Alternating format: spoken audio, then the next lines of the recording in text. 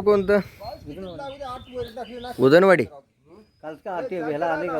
वाजता सोडले बघतोय काय बैलगाडी शेती होती उदनवाडीला होत्या नाव काय तुमचं पूर्ण बाबासाहेब दगडू आणि पप्पाची ओळख कधीपासून आहे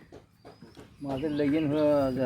तिकडण्याचं आमच्या मास्तरचं लगीन झालं ओळख झालं हां हां मास्तरला नळीच केल्या ना ते सदा ओळखी होतं का हां युवराज ही नाही ते हां त्यांची बहीण केली बरं बरं आपल्या बाबा बरं तुमच्यात आणि वडिलाच्या वयात किती फरक आहे माझा आता 64 चालू आहे 64 बरं बरं वडिलांपेक्षा तुम्ही मला वाटतं 10-15 वर्ष मोठा आहे वडिलांचं असं लई झालं 50 आहे हां 50 पर्यंत आहेत तेव्हा 12 आमची ओळख नळीच झाली ओळख नळीत कोणामुळे झाली ओळख हां ओळख कोणामुळे झाली ते घोडके पाहुण्यामुळे मास्तर सासरोडे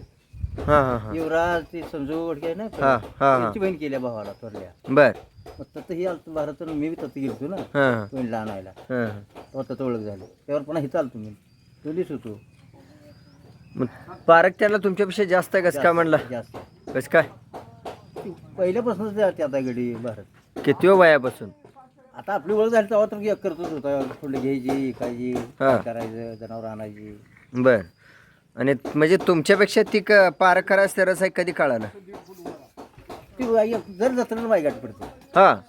कुठले मी जत्रेला जातो फिरायला बघायला फिरायला जात आहे पार्क चांगली आहे फुलं आहे म्हणा त्यांची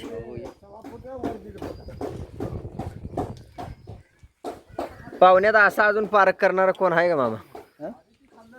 भारत सारखं पार्क करणारा एखादा माणूस नाही एवढं कोण नाही ह्याच्यापेक्षा भारतापेक्षा विचार कोण आहे नाही दे